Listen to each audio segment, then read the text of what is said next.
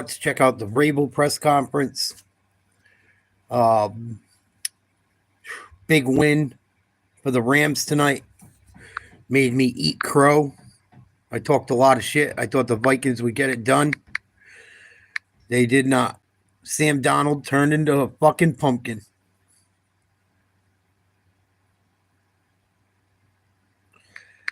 I should have knew he was gonna.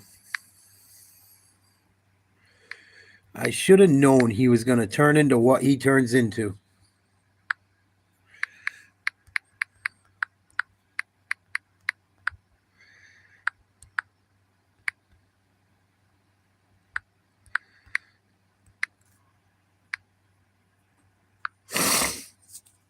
Should have knew he was gonna turn into what he turns into. But you live and you learn. You live and you learn. I'm sure the Vikings lived and learned. I think they're probably going to get rid of Donald after that performance. Pretty bad. And even though the line wasn't perfect, they were far from perfect. He should have got rid of the ball in some of those situations. But the Rams played their ass off. It is what it is. Can't win them all, right? Can't always be right. If I was, I'd be God. So let's check out the old pervert, Robert Kraft, talking about his new hire. Robert looked like he having a good day. He probably hit the rub and tug.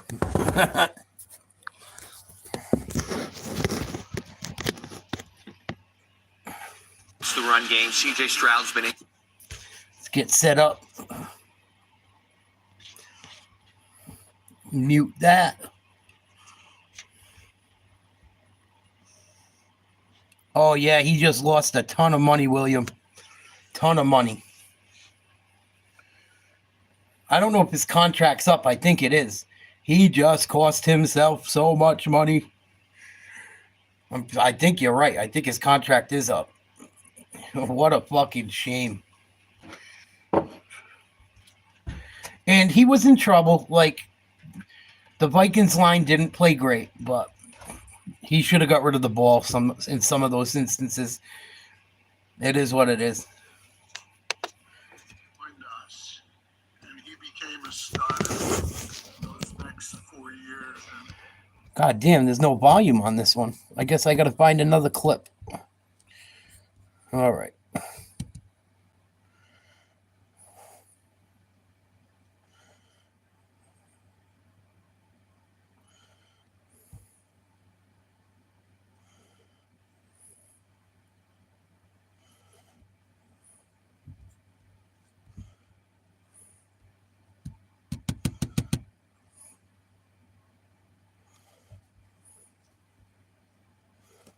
Come on, you fuck.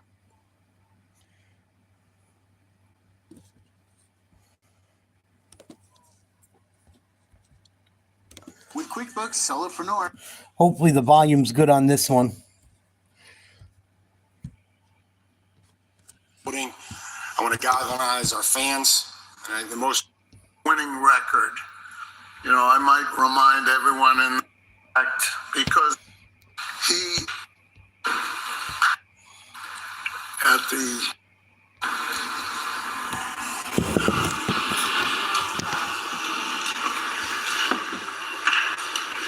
Mikey Vrabel.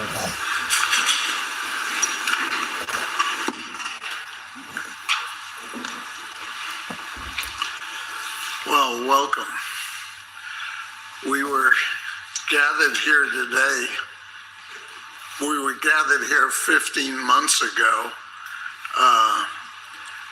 at the Sports Illustrated Pavilion to welcome Mike as a new inductee into the Patriots Hall of Fame.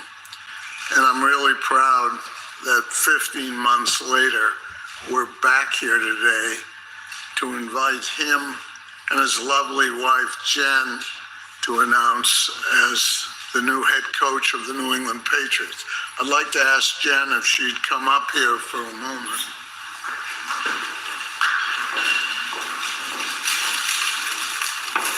This is from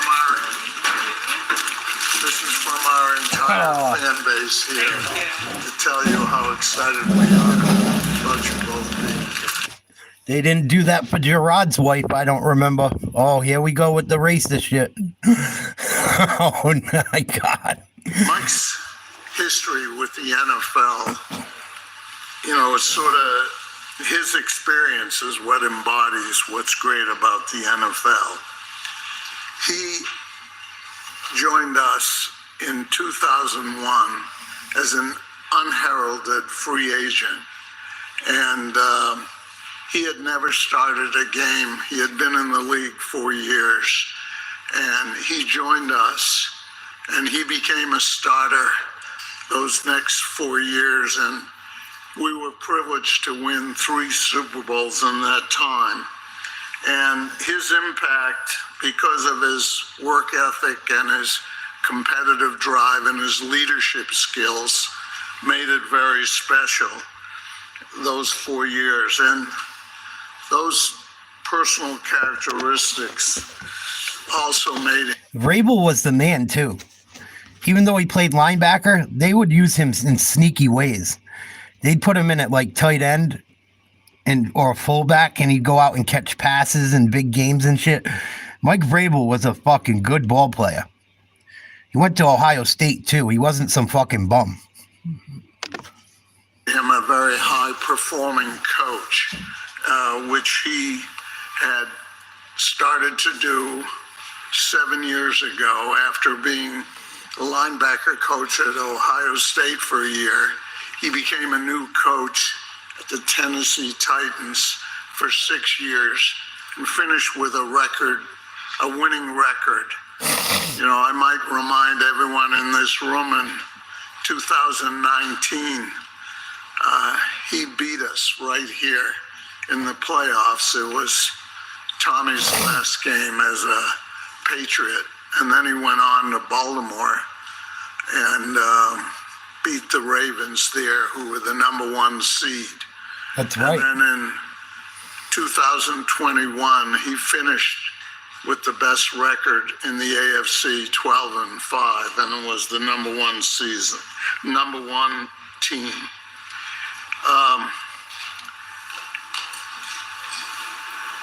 In the interview process, Mike showed us that he had a very deep understanding of our current team. And most importantly, he had a clear... This is funny. The more I've read up on it and shit, they knew they were going to fucking hire Vrabel. They should have hired him last year. This is all just some fucking bullshit for him to just tell the media. They knew that fucking Vrabel wanted to be back in New England. They both knew both of them wanted each other. Come on, Robert. Just because you go and get tug jobs don't mean you got to give everyone else one. What the fuck? Oh, they just should have never hired Mayo. They should have never hired him. Focused strategy of how to get us back to a championship way that is so important to all of us, but also something that I think our fan base really deserves and expects. So with that being said, it's my great honor to introduce you all to the next head coach of the New England Patriots, Mike Vrabel.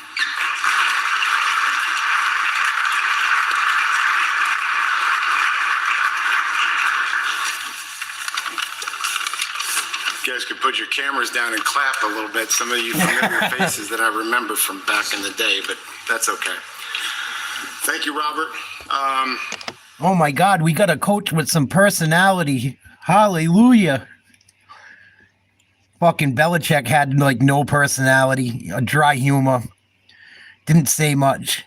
Mayo was a stick in the mud with his BLM flag and his trans flag and all his bullshit.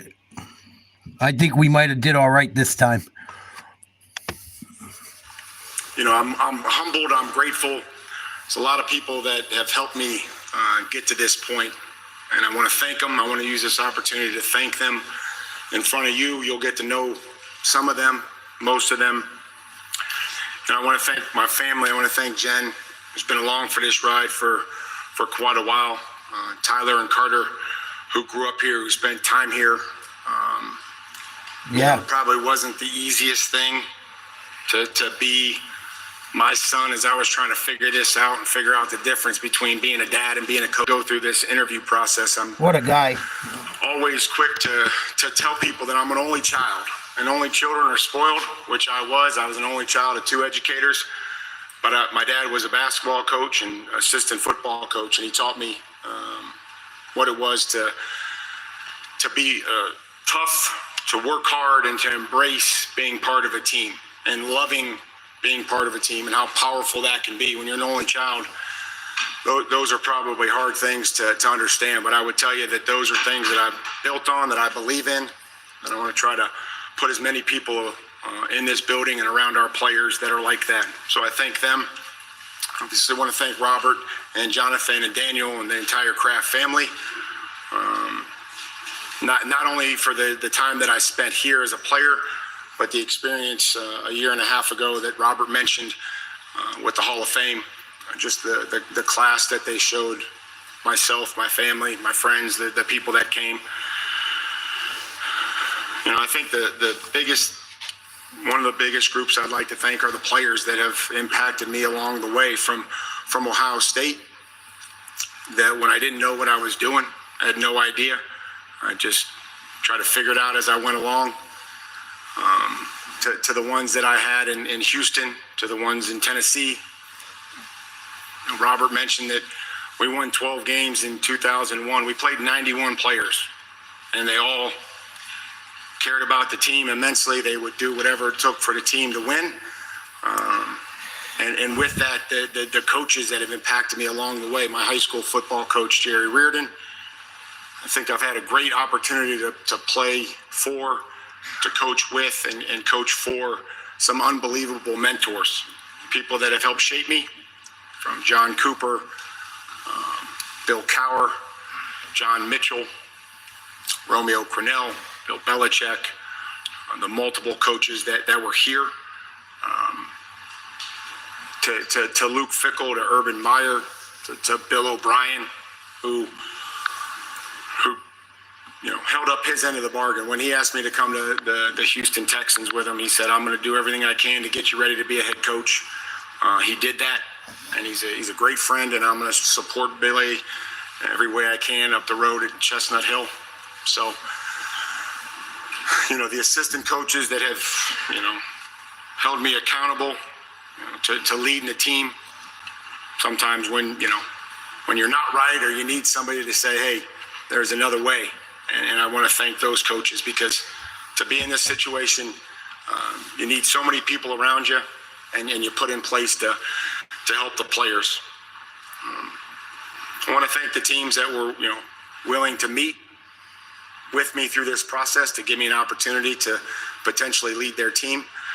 But in the end, it was clear to me and to my family and my soul that this was the place that I wanted to. So he used all those other teams just to jack up the price a little bit. Let's not get it twisted. Those other teams fucking missed out, I think, too. But they got to give him some time to get some players. It's not going to happen in 1 year. And they should have never hired the other guy in the first place. That was the biggest mistake about that whole thing. Kraft even said it. He wasn't ready. And he wasn't. And I thank Robert, and I thank the Kraft family.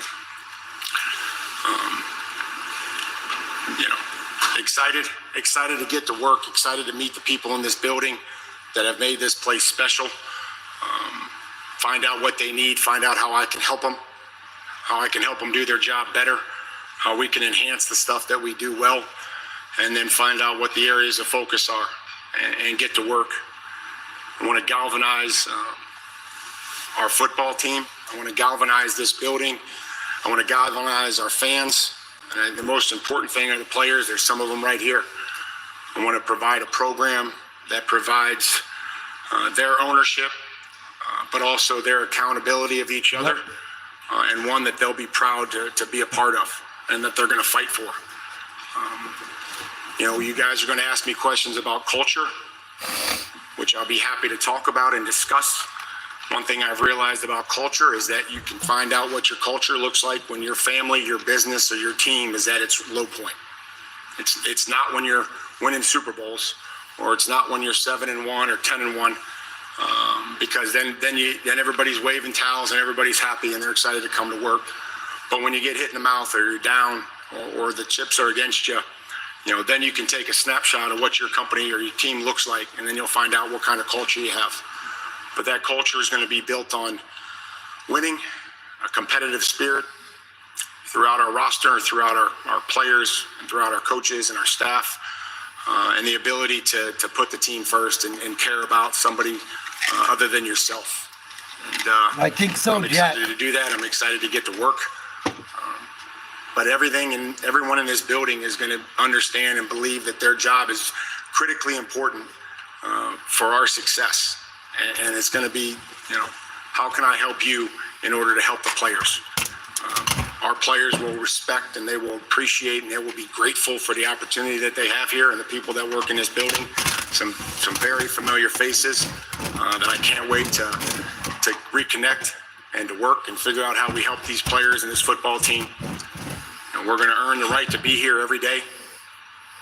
We're going to remove entitlement from our football team.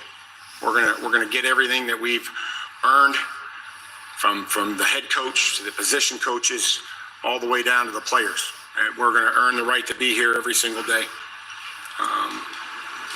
I always say that I don't want to get into too many messages that'll be geared for the players. But I hold those conversations. Those are special conversations between the coaches and the players, but we want to treat every player the same way they treat the team, and we want to treat every employee the same way that they treat the team. And if they care about the team and they come here with a great attitude and a willingness to work and help the team, I've asked Robert to do everything that we can for them, to support them and their families. That's the type of environment that I want to build, and I'm excited about it. And with that, would love to answer any questions that you have.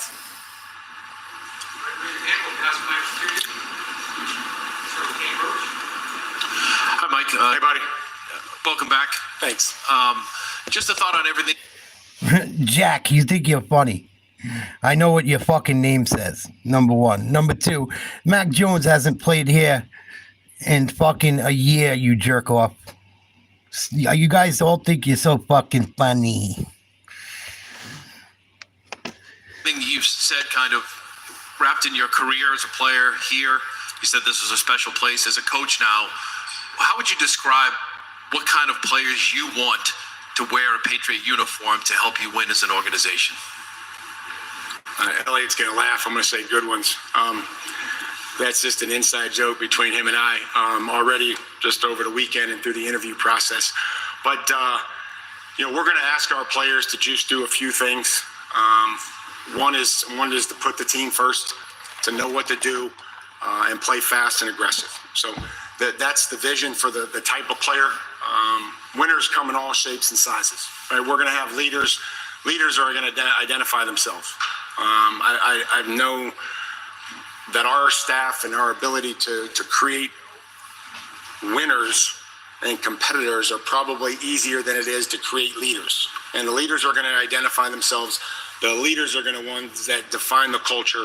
The culture will be the, what drives and gives you the results that we're all, after. So the type of player, when you get into scouting and evaluation, every team has a height, weight, speed, right? And then it's our job to, take analytical data and watch the tape and just figure out where they fit best for us. And maybe they're the best ones and the right ones. That would be wonderful. But it's a long process, and those are the things that we're going to ask the players to do, is put the team first, know what to do, and play fast and aggressive and play with some speed.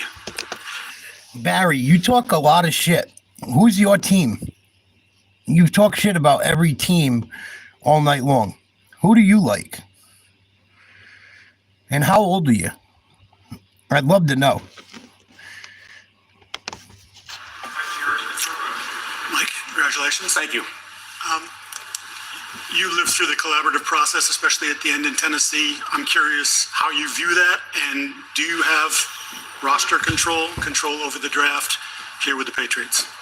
I think the most important thing is that there's a shared organizational vision for what we want to do and how we want to work and how we want to acquire players. There's numerous ways to acquire players through free agency, trade, draft, post-draft process. He did, William. After training camp. So again, I'm just excited With nobody. to sit down with Elliott and his staff. I've met more with Elliott over the weekend than I have had conversations with him. But I need to sit down with his staff and figure out where we're at, what we need to do. And I'm confident that those types of decisions are all going to, sort themselves out. That we're. He did really well, and he had nobody. He started 91 guys that year. Crazy. One thing the Patriots are lacking right now is talent. He's a fucking perfect guy right now. At least he can turn things around, hopefully. Who else is available? Look at what's out there. Who else are they going to pick? We don't want to always be on the same page. Like, that's not the environment that we want to create, but we want to have a shared vision, and there's also different ways to get there. And I'm embracing that everybody's going to have a different personality. I don't want my staff to be like me. I don't want all our players to be similar. We're going to have diverse ideas, and that's critical. And to be able to have those types of conversations is something that I'm looking forward to.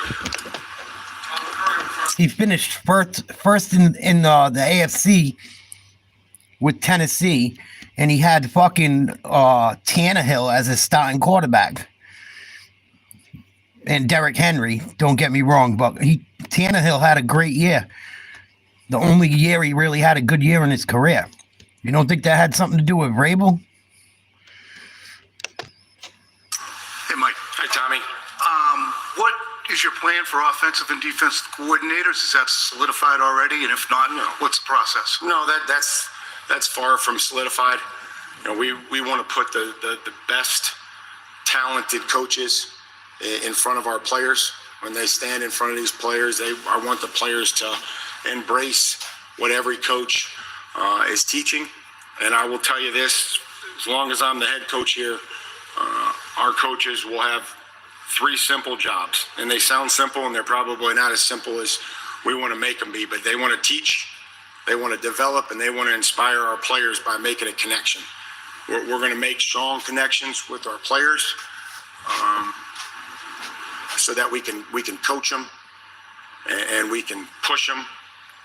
And I've really believed in this system, and I believe in having great teachers, great developers, and also coaches that will inspire our men by making a connection so that they know exactly what makes them tick. Like, we all have stuff outside of here. Every single coach, every single player, every single person in our building is going to have something outside of football.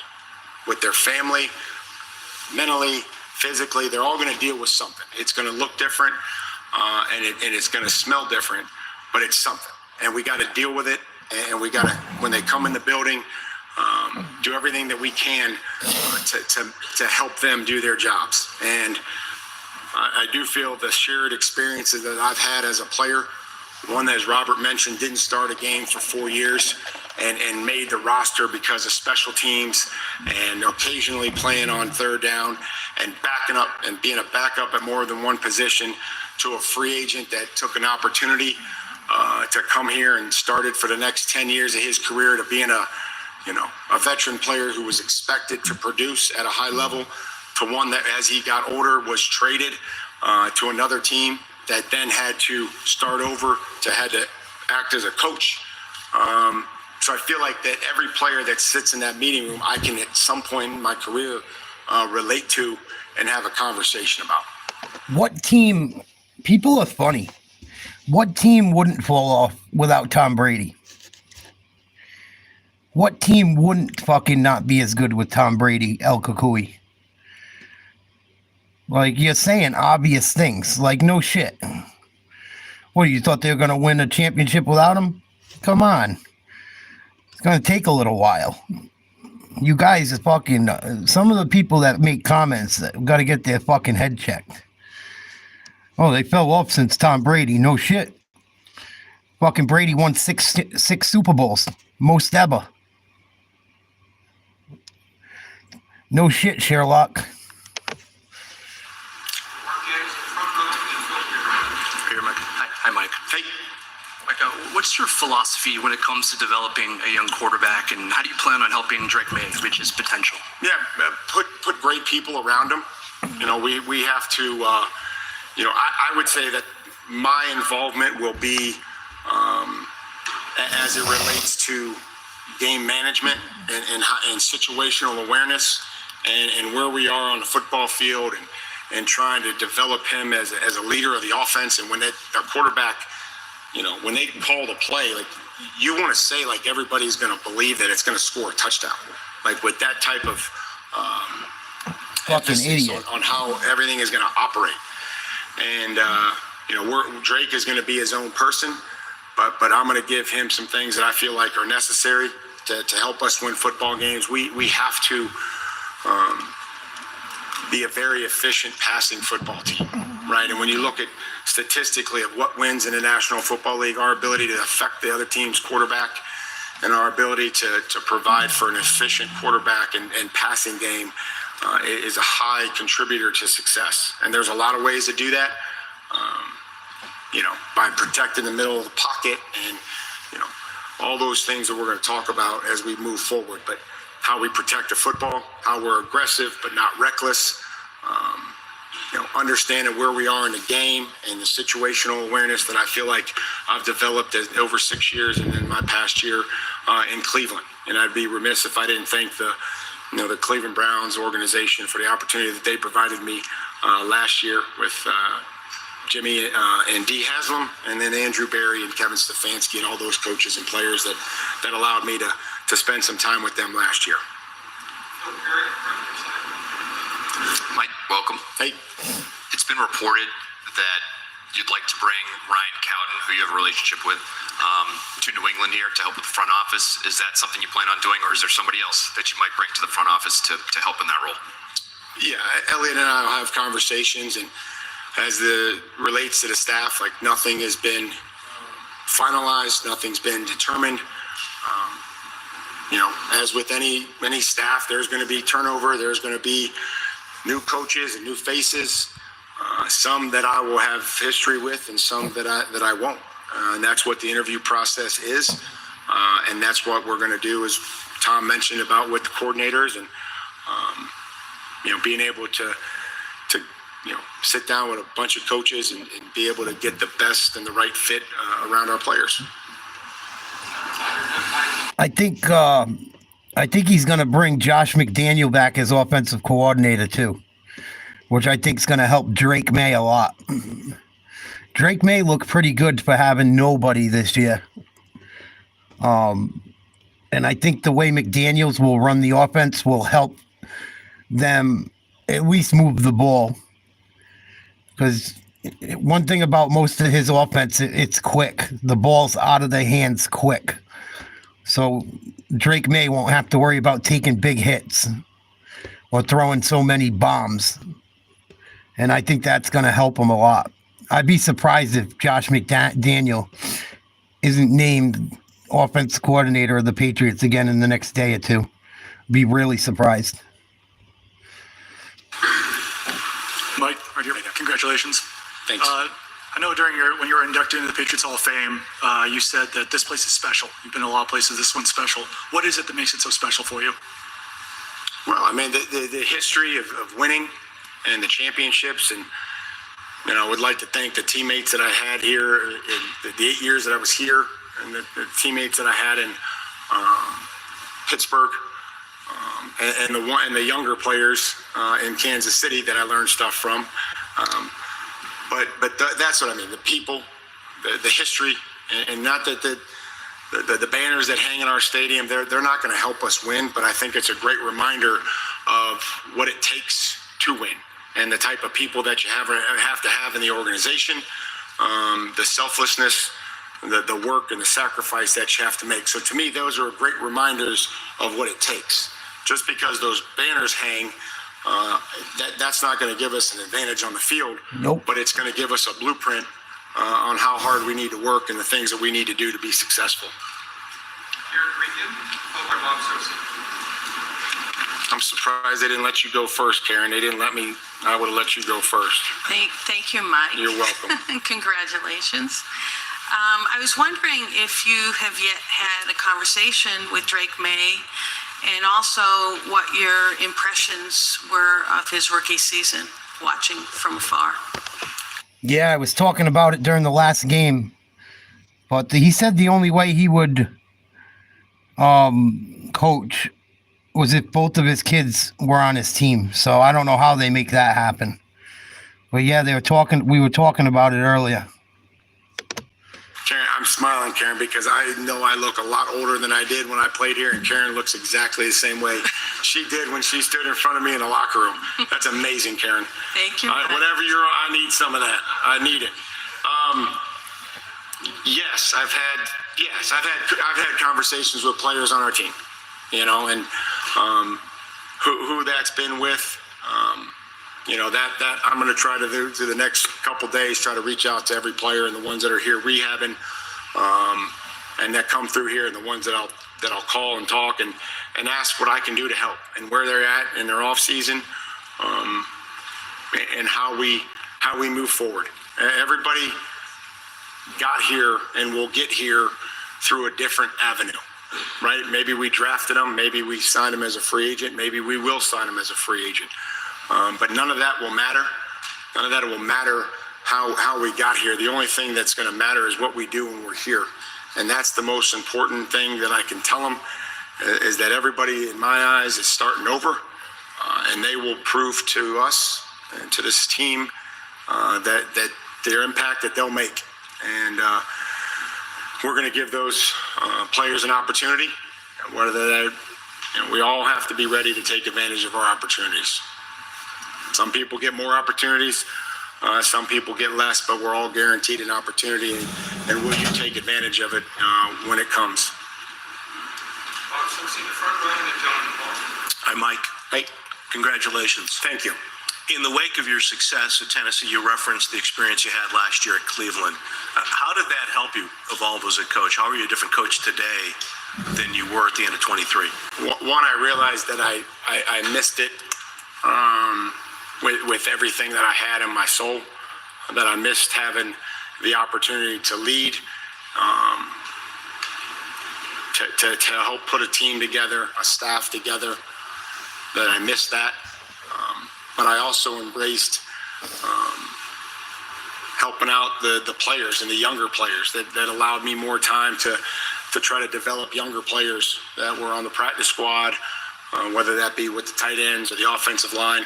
I really enjoyed Kevin's idea of putting a defensive coach, or what would seem to be a defensive coach, with the offense.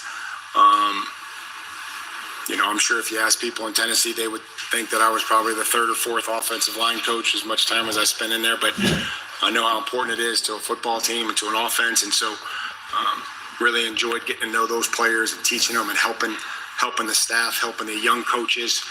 It just reminded me the yes of not forgetting, all the small little details, right, that are critical in coaching and teaching, to be able to work with young coaches and help them prepare, interview them, have mock interviews so that they could develop. I always tell them, no one had a worse first coaching interview than I did.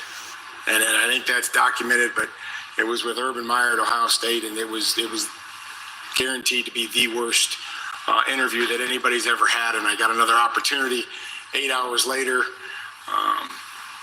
and I did a little better the second time. So I was able to work with the young coaches and really just get back to focusing on teaching and developing and what their style can be. And then the players of, the fundamentals that are critical. Like we're going to play with detail. We're going to play with technique. We're going to play with fundamentals. there's going to be a brand of football that everybody associated with our team or fans is going to be proud of. Hi, Mike. Welcome home. Oh, hey. Thanks for taking questions. You got the number 4 draft pick. You've got some cap space. I assume Mr. Kraft has told you the checkbook is open. What are some of the top priorities going forward for you to fill some holes on this team? Well, I think that player acquisition, I think you look at what's available in free agency and what you can feel like you can sign and then see where you come out of that. But certainly you look at the teams that are able to, protect the quarterback and dictate the flow of the game offensively, making sure that up front we're sound, we're strong, whether that's through free agency or through the draft. That's something that's critical. The D linemen are just, they're getting better every year. They're getting more disruptive. They're getting bigger. They're getting more powerful. And so as they try to affect our quarterback, right, we have to have some things that counterbalance that. And obviously personnel is the first way. And then scheme and style and tempo and cadence and all those things that if our players can handle it, then we'll shift, we'll motion, we'll go with different cadences, we'll go on the ball and, try to do all those things that cause conflict, but it's going to not be at the expense of the players. And if the players can only handle a certain amount, then that's what we're going to do, and we're going to get really good at it. So we're going to try to just, focus on players that, again, we feel like fit us, fit into what we're doing, that are willing to commit to the team, and then also, try to find players that will hold each other accountable. And we have to get to know each other. We have to get, we got to peel some layers back so that you can hold each other accountable, right? Because if you don't trust the guy next to you, you don't believe in him, or you don't know anything about his family or how he was raised, when you hold him accountable, then there's pushback. Yep. Right. And so what we're hoping to build is an environment that everyone respects everyone else, that we take time to talk and ask and listen. When somebody asks you a question, that you sit there and you take time to answer and listen to them. It's important, and not just have a bunch of flybys in the hallway and be like, yo, how you doing? And then keep it moving. Hey, how you come out of that game? You're a little banged up. How you feeling? But that takes time. Those relationships take time, and I'm excited to start building them. Yeah, I like what he said so far. I like what he said. That's a good point. And that's what I was saying. He's got to get an offensive coordinator in here that can teach these guys some stuff. The Patriots are going to have a major revamping of that roster. I don't think you're going to see many people from this year's team back. You'll see some because it's unavoidable, but I think they're going to clean house. I think there was some toxic shit going on in that locker room. And I think guys like Tavai, they'll be gone. Any of those guys that were kissing Gerard Mayo's ass and sticking it up the Patriots fans' ass, they're going to be gone. Hey, Mike, welcome back. Hey. Understanding there will probably be a significant amount of overlap. How will your program here differ from the program you played in, and then obviously coached against later when Bill was still here? Yeah, it's going to be all different players, new coaches, some coaches that have remained, and people remember that. There are going to be some things. I'm not Bill, and I'm not Bill Cowher. I'm not anyone other than me, and I've taken those experiences and I've tried to form what I believe is critical to the success of a football team and an organization. But to say what those are going to look like, hopefully just as successful. And our goals will be to win the AFC East, to host home playoff games, and to compete for championships. That's what it's going to take. And what the timeline is, just like we say with injuries, we're not going to put a timeline on an injury, and we're certainly not going to put a timeline on what those will be. But that's going to be the expectations, and we're going to work like crazy, and we're going to compete like crazy. We're going to give the players a plan, and they're going to form an identity on the field and the way that we're going to play and play for each other that they're going to be proud of. And we're not going to, we just want to be good enough to take advantage of bad football. Like, that's where we're going to start. And that's what I've tried to tell all the players is right now, I don't know if we're good enough to take advantage of bad football. I'm not sure. Like, we're undefeated right now, but if we can just work towards taking advantage of bad football and being good enough to when somebody makes a mistake, capitalizing on it and not being the ones that make the mistakes and focusing on the little things and the details and helping them do their job better, that's a great place to start. Welcome back, Mike. Hey, buddy. You don't look much different. Yes, I do. You mentioned you're not Bill. You had a special and unique relationship with him. What does it mean to you, if anything, to follow in his footsteps in this organization?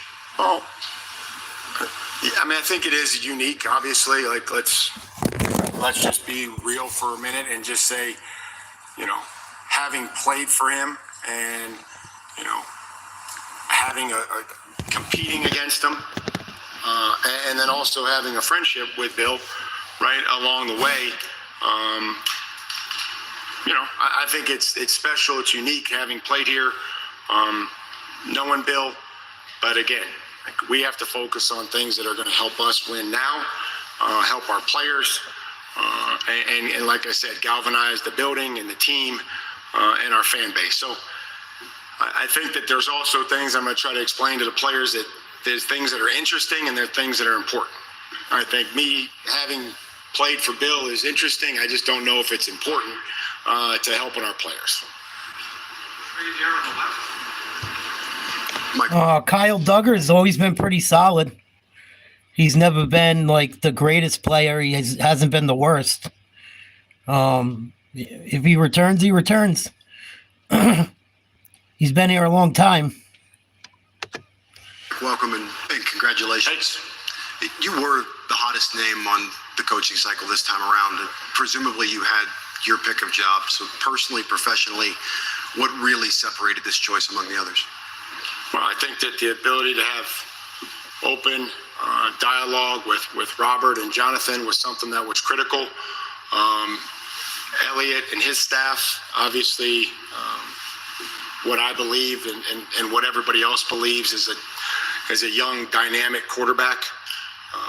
I'm going to talk after. On the roster, we have some veteran players that have kind of seen both sides of it and understand, and that will help me and will help our players, get back to that success and understand how hard it is. I do think that we're getting a different style of player, a different player to the NFL. One that, sometimes guys played 4 or 5 years in college in the same place under the same coach, and we don't have a whole lot of behavior to change when they got to our league. And I think now with the NIL system that everyone is embracing and I'm all in favor of, but sometimes those players are at a school for 6 months and they may go to another school and with another leadership style and another structure. And so when they get to our league, there's some behavior that may have to change, and we have to be willing to help them change it. And that's okay. Like, this is not a indictment on the college football system. This is just, you could go back and get a player from Alabama or Ohio State or Notre Dame where they had been there for 4 or 5 years. Maybe they redshirted and there was a consistent program and you felt comfortable adding that player. Now, it's hard to keep track of where they went to school. And so that's not easy. But we're willing to help those players that need to have some of those things changed and the commitment to the team, like we're willing to do that. Hey, Mike, back middle here. Hey, welcome back. Thank you. Looking forward to all our future news conferences together. There's going to be more? I think so. I think the league makes you do a few of them. I hear they're fun too. Just curious, one thing you've learned in your first experience from being a head coach that you want to make sure you apply to your second time around? I think there's so much. I think just this connection piece, man, getting to know these players. And we're going to put so many points of contact around our players that I understand that I'm going to have a different relationship with some players than I do others. Right? I'm going to have a relationship with every single one of them, but then there's going to be other ones that may not be as strong, but they're going to be with the position coach. And we're not going to have a whole lot of rules. We're going to start with being on time and being respectful, and being able to communicate like anybody else would outside this building. If you were late for an appointment. What was going on? Let's talk for a minute. And all these things are important that he's saying. Everything he's saying is important. His fucking phone.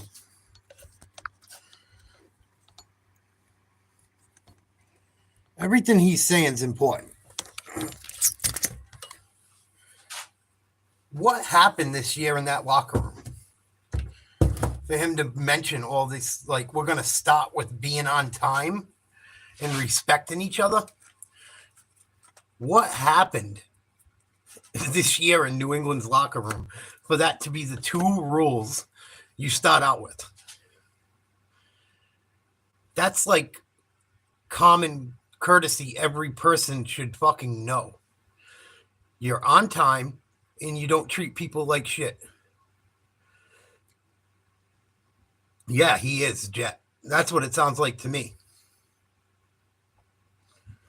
And most of these guys, I think he's going to clean house. It might be a rough year next year, but at least we're going to have some people that want to be there. I got that vibe all year this year. We had a bunch of people that didn't give a fuck if they were playing for the Patriots or not, or didn't care if they were in the NFL or not. Like, just collecting a check, not giving a fuck. And I think a lot of those guys, they're not going to be in the NFL next year. I bet if you look up, I'm going to do it. God willing, I'm still alive. I guarantee half of this roster isn't on an NFL team next year. Just because of their attitude and the way they conduct themselves. I will bet you money. It sounds like the Patriots were having major cultural problems. It sounds like some of them like Mayo a lot, and some of them didn't. And I'll let you figure out who and why and yada, yada, yada. Because I don't want to sound like a racist for telling the truth. But there's some guys in that locker room that were getting away with some shit, I think, because they were homeboys with Gerard Mayo. Let's keep it a buck. Our first two rules, Vrabel says, is be on time and respect each other. That's wild. That's eye-opening.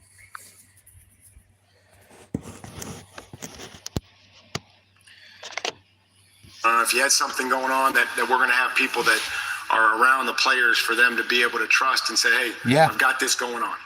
And I've tried to do this in Tennessee, that if somebody walks in the door at 7:45 and they just, there's something on their face that they're wearing something, they're holding on to something, and something's not right, I would rather give that player 30 minutes or 45 minutes, however much amount of time that he needs to take care of a situation, than the 7 hours that he's going to waste wearing it through the day.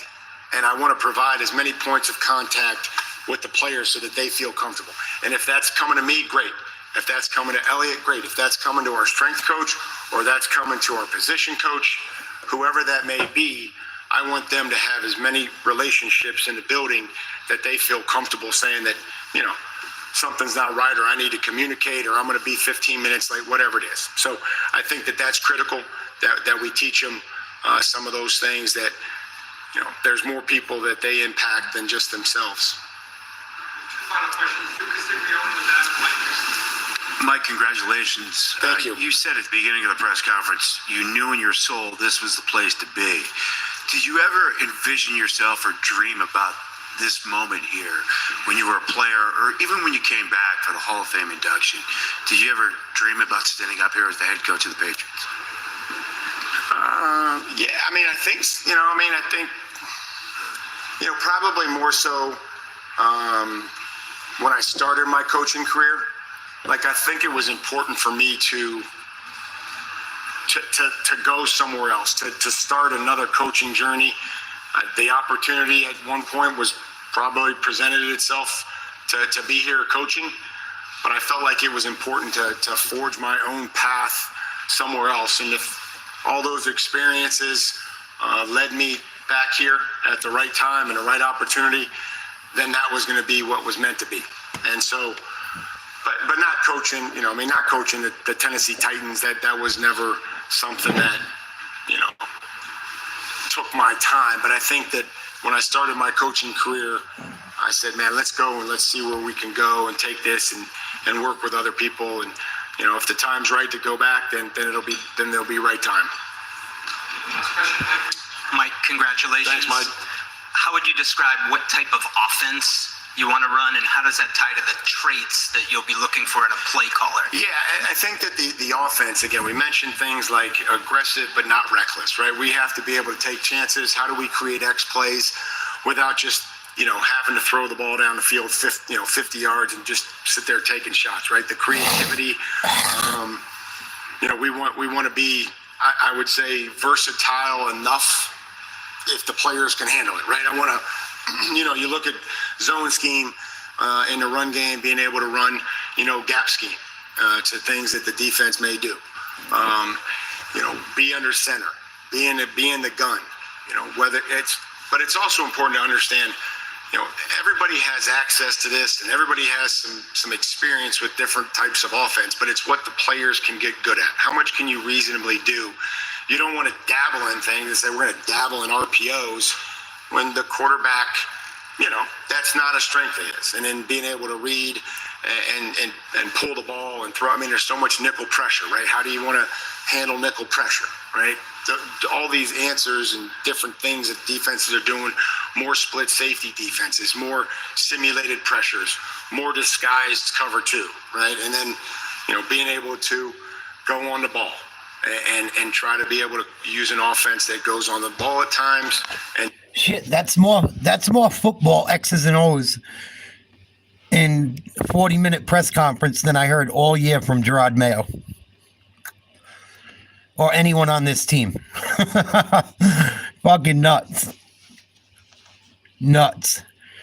Every Patriot fan should thank the Lord above. Mike Vrabel's here and Gerard Mayo's gone. And dictate tempo, cadence. But again, it'll be based on what the players can understand and what they can handle. And we're not going to, put things that make them slow, right? Somebody told me a long time ago, you can't tell a difference between a player that's afraid to do it or doesn't know how to do it, right? And so they kind of just stand there with that look, and we're not going to stand. We're going to be moving. We're going to demand effort and finish. Like people ask what non-negotiables are. Our effort and our finish is going to be the contract that we make with our teammates. And that'll be something that'll be my job to make sure. That's the greatest compliment that you could ever give a coach, by the way. Not that he has great plays or great blitz. It's, man, your players play their ass off. And trust me, when somebody that's a respected coach tells you that, you'll thank the players and you'll care about them and you'll do whatever you can for them, because that's the greatest compliment that you could ever get. So, time to get to work. Yeah. We good, Stace? Thank you.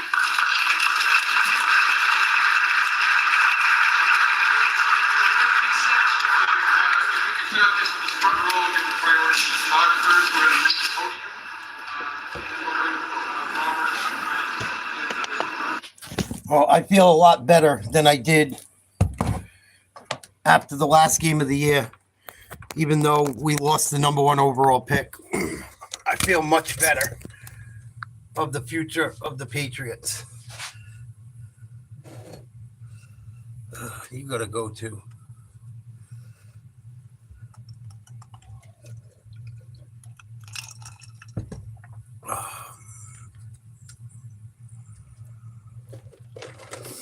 Spencer Rattler can't even hardly make it on the field for the fucking Saints.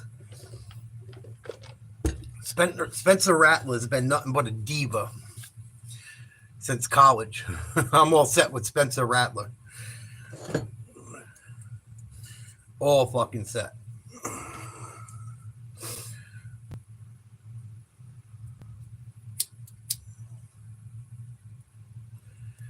Sounds like the Patriots. It sounds like the inmates were running the asylum in New England this year, for a lack of a better way to put it. I knew that's what was going on. You could tell by how they behaved, how they played. Complete trash. Complete fucking trash.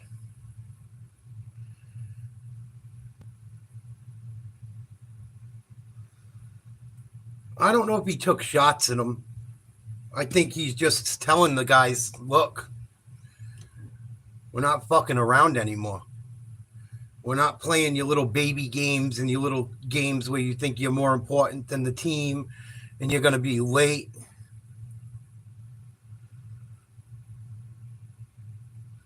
Oh my God, the trolls are out tonight.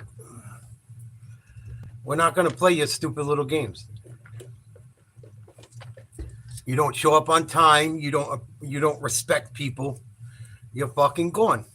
See you later. I love it. I think it's important. That's the biggest problem with the world in general.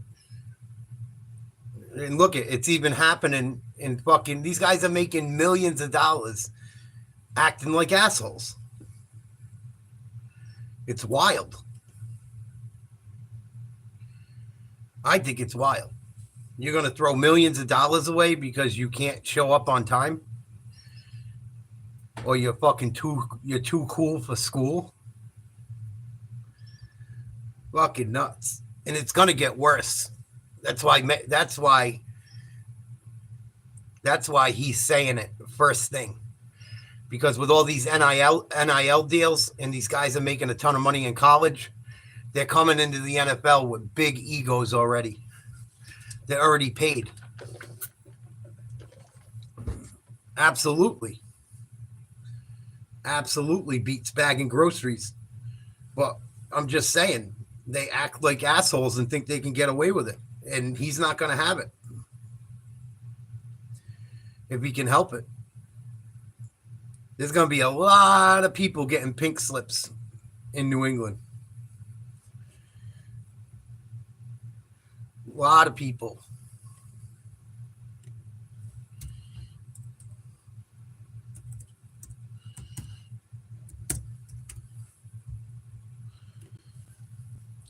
I'm sure you do, Diddy.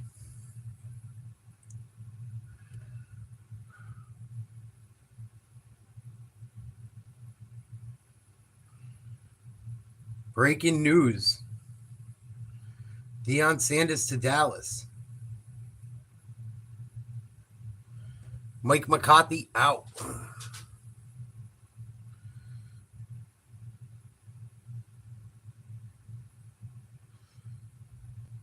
Interesting. They were talking about it at halftime. He's going now.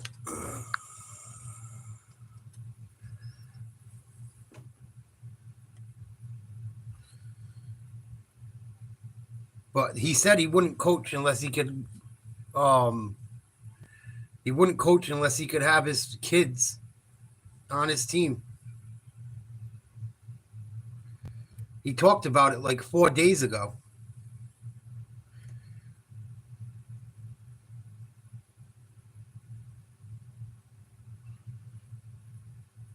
So I don't know. What do they do? How do they pull that one off? They're going to trade Dak for one of the top picks and go get Shador and find a way to get Shiloh just to keep Deion happy.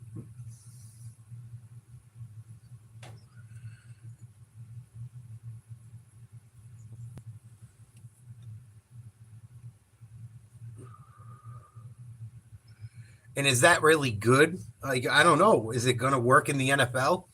I don't know. I don't know. I just don't know how they end up with Shadur. And with Dak Prescott's injuries the last few years, I don't know if anyone with one of those top picks wants. Well, yeah, you can go to the NFL without being in the draft. Yeah, you can. You can. People get signed off the street.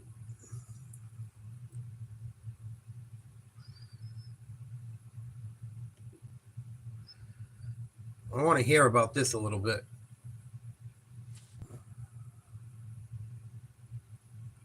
Florida, Christine Williamson there in Bristol. Cannot wait to see Tiger tee it up here tomorrow night, Christine. But that seems to happen every Monday when we're on together in the NFL season. Some huge news coming out of the that pretty much impeded their success. One would argue. Set to become a free agent where he is. What Dallas should do with McCarthy for Opening market set to become a free agent where he is expected to draw interest from, amongst others, the Chicago Bears and the New Orleans Saints. All right, we welcome in Stephen A. Smith because obviously this is your favorite team. We've been talking about what Dallas should do with McCarthy for a while now. What do you make of this news out of Dallas? It's disappointing. I'm not surprised, but Jerry Jones just seems to be all over the place, and I think that's what you have to point to when you're looking at this situation. Obviously, you're Mike McCarthy. He's had back-to-back 12 or 5 seasons before the Dallas Cowboys, lost 10 games this year. We understand that, but we also understand Dak Prescott got hurt. We also look at Jerry Jones, some of the decisions that he's made pretty much impeded their success. One would argue. You waited till forever to negotiate the deal and close the deal with Dak Prescott. Prior to that, it was CeeDee Lamb. Had you done the work earlier, you would have been in a situation where you could have positioned yourself to have more money to go out there and, dare I say, get a Derrick Henry who wanted to be there, who lives in Dallas in the off season, who basically said for the record that he wanted to be a Dallas Cowboy, but they never even gave him a phone call. So you look at things like that and you just say to yourself, Jerry Jones seems to be all over the place right now. I don't believe that Mike McCarthy. A man was arrested today for stalking Caitlin Clark. Fucking weirdo.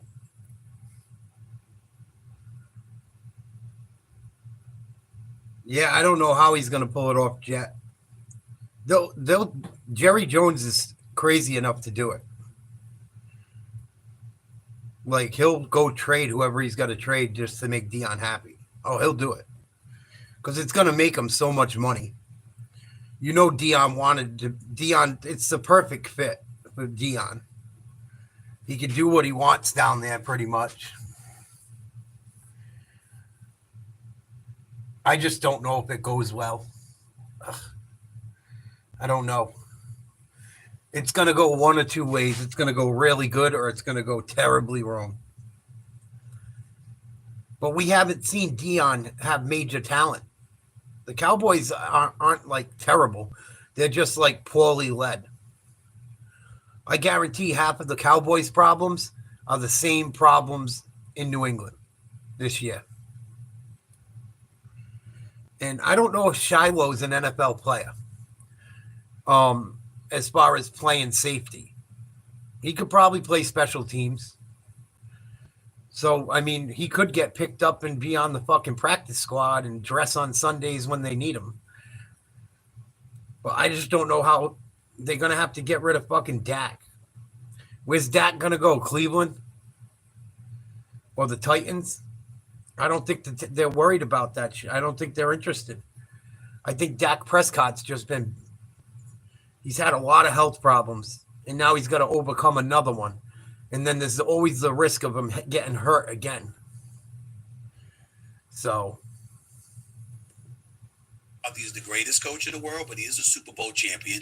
He is right when he says that. He is right when he says he won a title in this building. He is right when he says that he's accustomed to winning football games because he's only won more than he has lost. And if you're Jerry Jones waiting for stuff to get down to the last minute like this, really was unnecessary. But nevertheless, they steal headlines, and that's what Jerry Jones is an expert at doing. Yeah, Stephen A. hit on it. Jerry Jones, Under McCarthy since 2020, they were 50-38. 1-3 in the postseason. That's the problem. 12-5 in every season from 21 to 23. Best record in the NFC in that span. 7-10 this season. 4-3 in the last 7.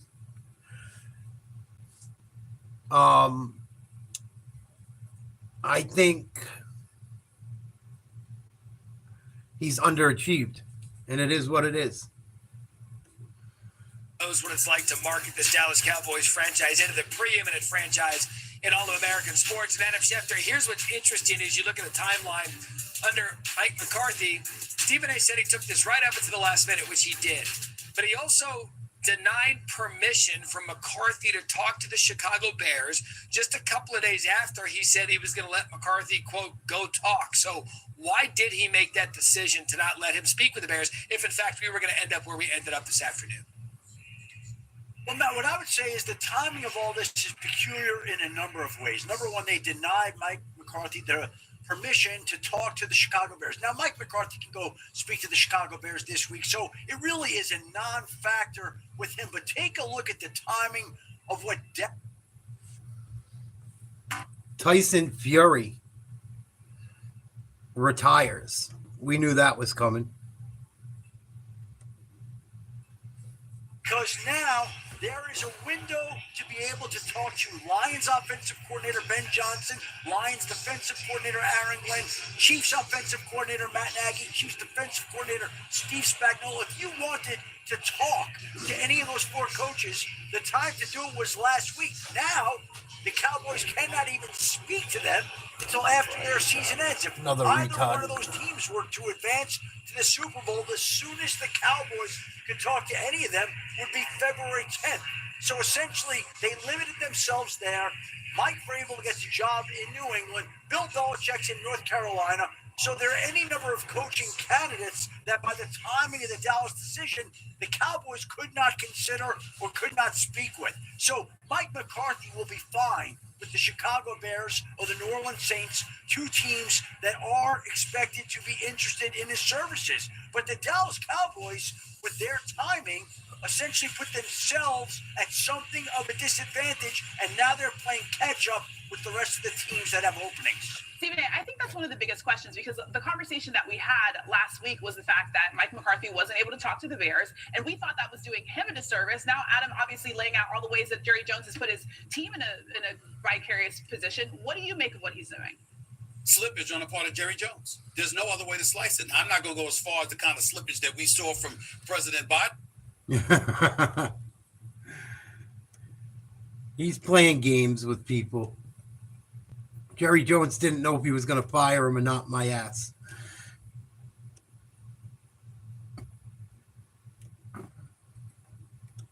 Strong personality.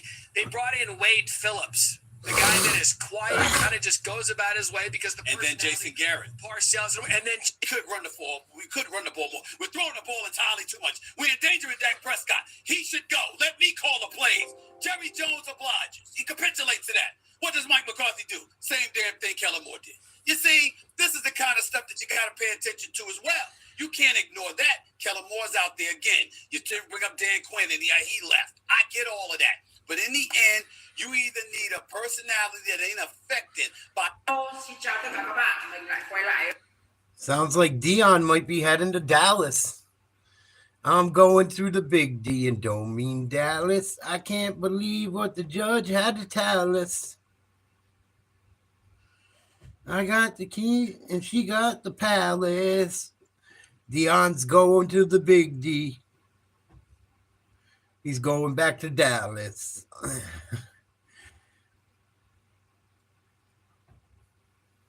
What do you guys think? Do you think it's a good idea, Jet? Or anyone else there in YouTube land? Deion Sanders, potentially the next head coach.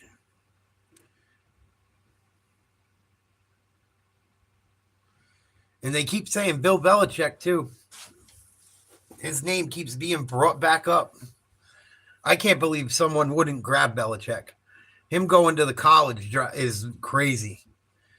And I think he's got to at least work, and he's got to be at UNC for 1 year, right? You're going to back out on your contract already? I don't know if he's allowed to do that. Probably can do whatever the fuck he wants, I'm sure. But I don't know.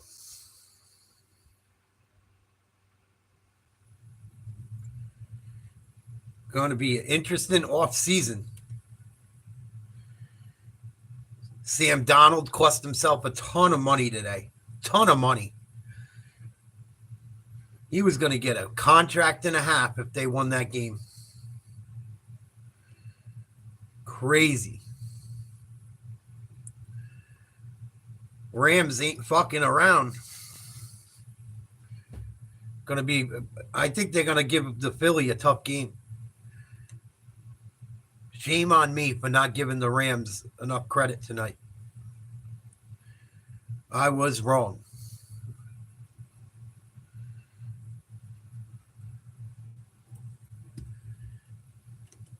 What else is going on in sports world?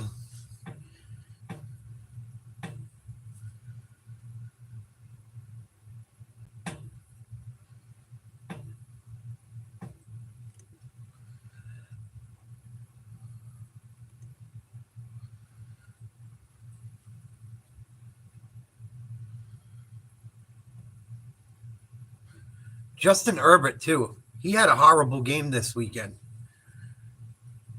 Everyone keeps saying Justin Herbert's a stud. Justin Herbert's a stud. Is he? He didn't look too good this weekend. Baker Mayfield, a dud.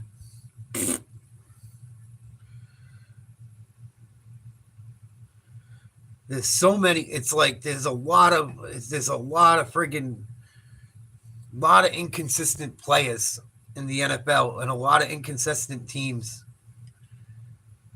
A lot of bad football being played, honestly. I think the teams back in the day are pretty damn close, Jet. Pretty goddamn close. Pretty gosh darn close. So I think people got to be a little bit critical of him. I haven't heard no one say nothing about Justin Herbert. Sam Donald, fucking terrible tonight. They're going to be talking about him too. A lot going on. The Vikings, what a fucking dud tonight. Complete dud. Complete dud. The league is not very good, guys. I told you guys. I told people there's like 4 really good teams if they show up in the whole league. Back in the day, you had teams with guys that showed up and played hard and didn't make the mistakes that these guys make. It's a whole different breed of people nowadays in society. It's crazy. I used to laugh when people would say back in the day, this guy was good. This guy will burn that guy. Now I know why. Because the people gave a fuck. Other than the Chiefs in Detroit, pretty much. If you put those teams up against the old AFC or NFC teams from the 2000s and the 2010s, none of those teams win a fucking Super Bowl. Probably. If the Chiefs had to play Brady, Manning, Roethlisberger, Flacco,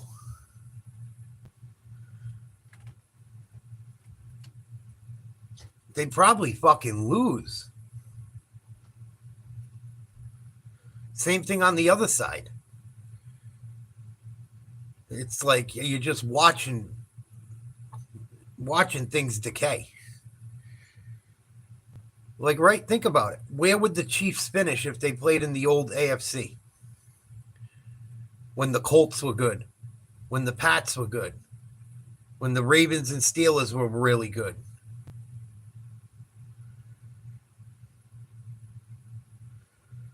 They might be a 5 seed. It's crazy to think. Now they're the top of the mountain.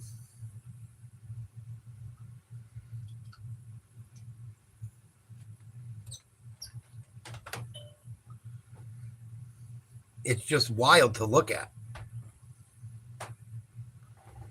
Just like how things are declining, even sports. Even in sports, you can see the decline and the effort. And, you know, these guys are skilled, but they're all prima donnas, man. All of them. I don't think any of those teams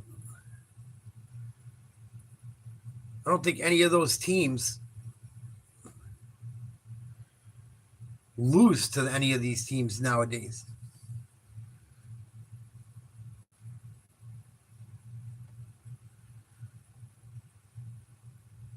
Crazy.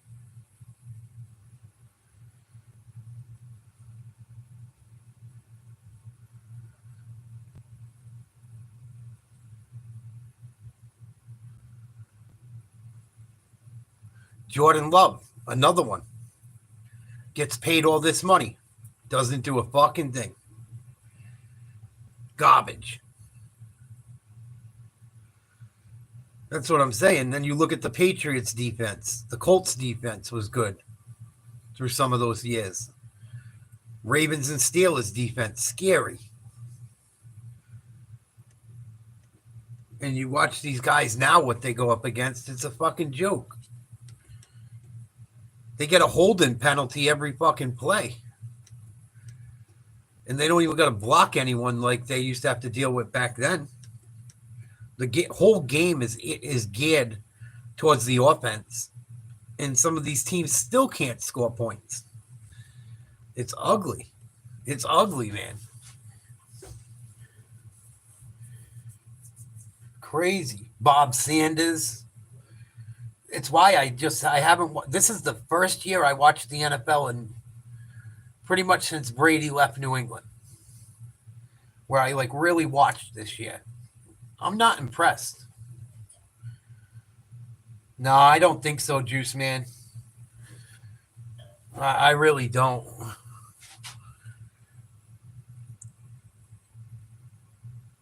I don't. I got to disagree.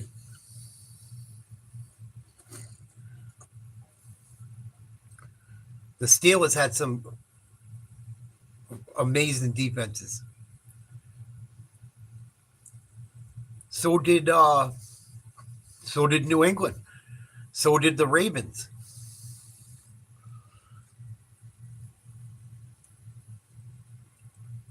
Patrick Mahomes has never played against a defense as good as either of those two teams back in the day. He never has. He probably never will.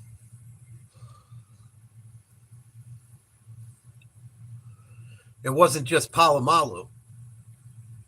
The whole defense was stacked. Joey Porter, Harrison, bunch of guys up front that can get to the quarterback.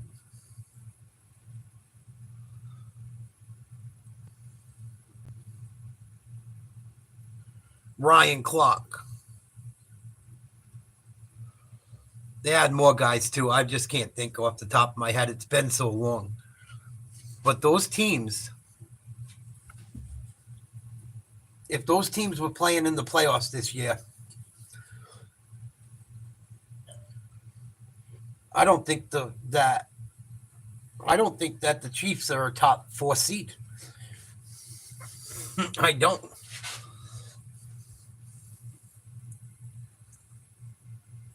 I just don't. And they're the best team by far this season. It's not even close as far as I'm concerned. It's not even close. I think the Chiefs are the best team by far. And back in the day, they would be a middle-seeded team. They would be middle of the road. They'd be in the playoffs, but they'd be middle of the road. I really believe that.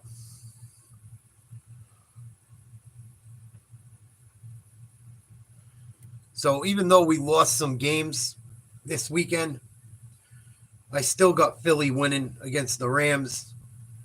I got Detroit beating Washington. I got the Bills beating Baltimore. I'm probably going to regret that, but I don't know. I got to go for Buffalo. And I got the Chiefs destroying Houston. Destroying Houston. The Bills. The Chiefs might put up 50 this weekend. I'll be surprised if they don't have a big game. And same thing with the Lions. I think the Lions are going to put up some points against Washington. So my top 4 teams are still in. Thank God. I took the top 2 seeds in both conferences. Oh, you got to get some balls, Jet. I'm kidding. I picked everything before the playoffs stopped. That's how I do it. You do it how you want. Unless someone gets injured. Then I would change it, but I try to make it tough on myself. But I took the top 2 seeds in each division. I think they showed all year long that they're the best 4 teams. And I'm probably going to wish I took the Ravens, but I think that game at home might help the Bills. I think the Bills might figure it out. Because I think the weather's going to count.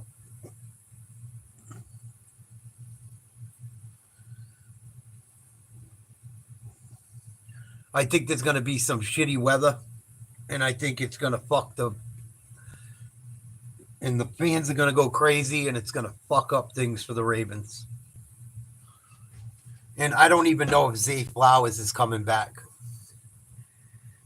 Zay Flowers didn't play this week. That's a big deal for the Ravens. I thought it was going to hurt them against the Steelers. It didn't, but I thought it was going to.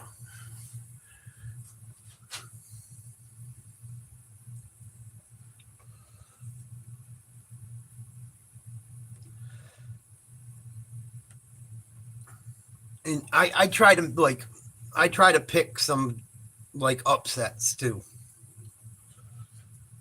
My upsets didn't go my way. The toss-up games, I took a couple chances and lost. I do the same thing in March Madness too. I can't wait for March Madness. I'm going to do a bracket.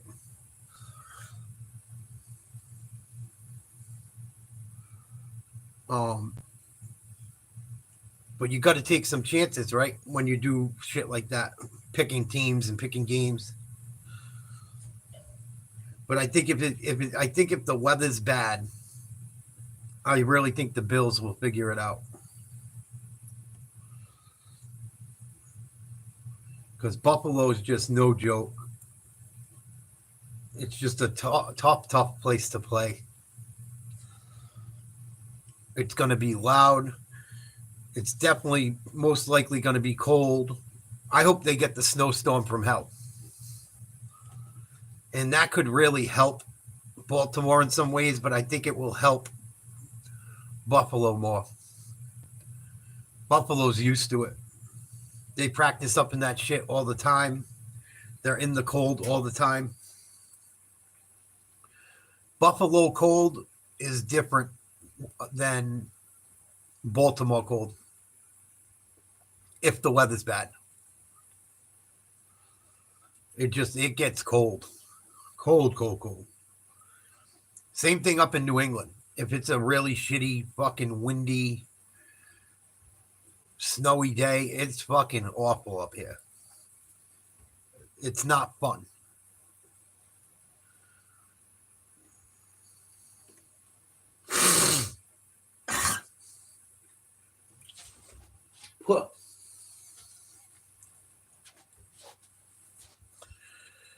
Wow.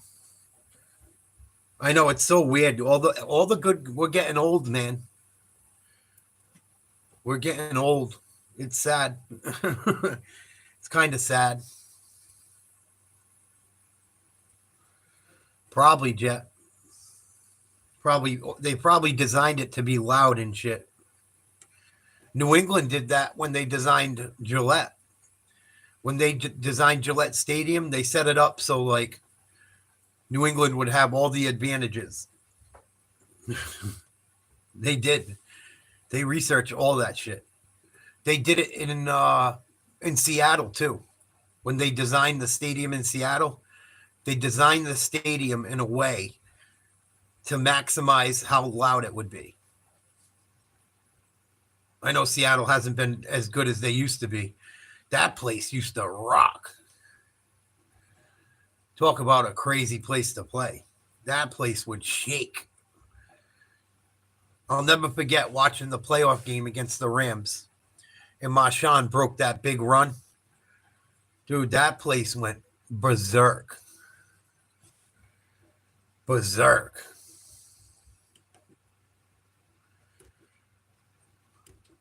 The cameras were shaking on TV.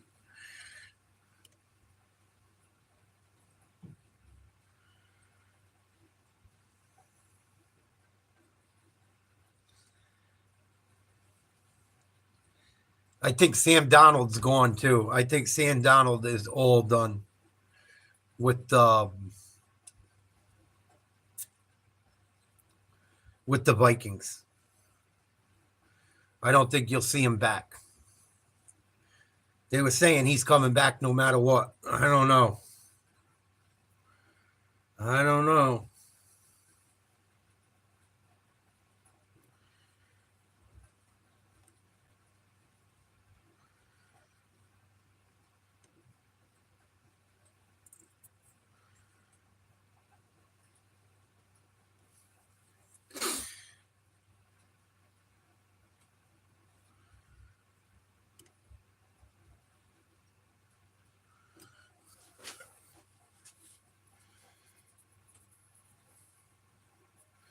Oh, that was crazy too. Yeah, I know. Brady probably fumbled. That was crazy with the fumble and shit.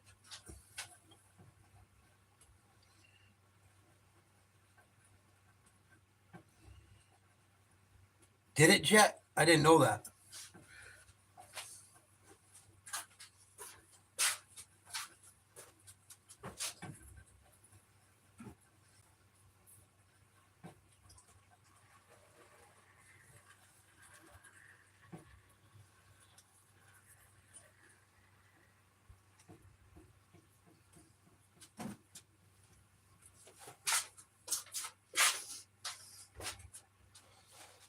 Oh, shit.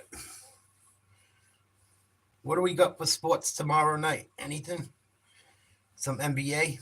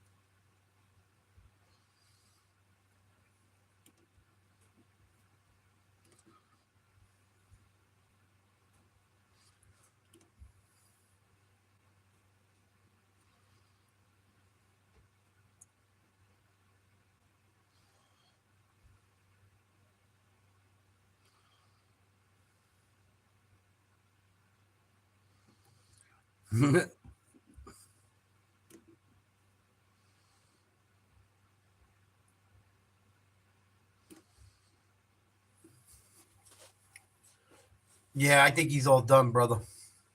I think I'm all done for the night, too. I'm sorry about the trolls. I tried to ignore them. Did a better job tonight. Shit is so fucking... I'm so over trolls. So over it. But We'll do something tomorrow. Some kind of show. Some kind of something. You were right, Juice Man. I tip my cap to you.